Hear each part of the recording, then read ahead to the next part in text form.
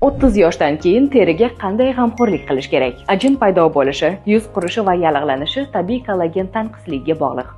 Ammo buni sekinlashtirish mumkin. Kollagen bu teringizni yoshartirish va tiklash uchun maxsus ishlab chiqilgan innovatsion mahsulot. Ajinlarni silliqlaydi va yangi ajinlar paydo bo'lishining oldini oladi. Teringizning cho'ziluvchanligi va sog'lom yaltirashni qaytaradi. Akneni kamaytiradi va yallig'lanishlardan xalos etadi. Qurish va qizarishni to'xtatadi. Tabiiy tarkibi va yuqori sifatli komponentlari bilan teriga, balki sochlar va bo'g'imlar uchun ham foydali. Nega kollagen qabul qilish muhim? 25 yoshdan keyin organizmdagi tabiiy kollagen kamayadi.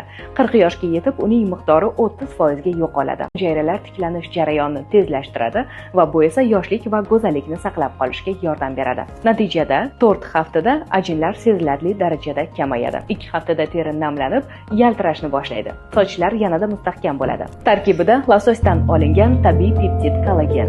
Yoshlik